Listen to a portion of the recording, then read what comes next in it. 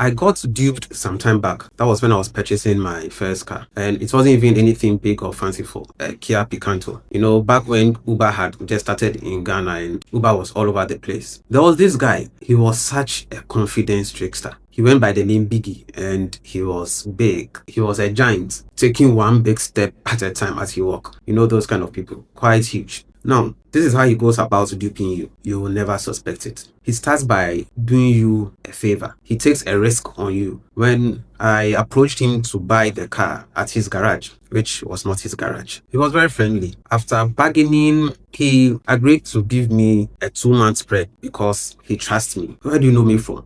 But I should have sensed it from there. So I agreed to it, and ironically, the cost of the car was quite expensive. I later found out. He took 90% of the money and then told me to pay the 10% later. But 90% of the money covered the cost of the car. So the 10% really was the overprice. In the course of the month, he called that he was importing some more cars on a work and pay basis or on a hire purchase basis. And he wanted people he could trust with the car who would then pay monthly. That sounded like a good deal, right? Yeah, it did. But here was the catch. You have to pay for the cost of shipping, and the car becomes yours when it arrives. This guy, it gets worse. And he said you can order for as many as you possibly want to work with. You just have to pay for the cost of shipping. And that was how my money for the rest of my cars just disappeared. The guy was so smart. I mean, when you visit him in his garage, he'll give you a free lift. He'll make you sit in his Jeep and drive you around. The moment you sit in the car, he'll slot in his favorite message and talk to you about all the popular pastors and the way he loves their messages. He was pretending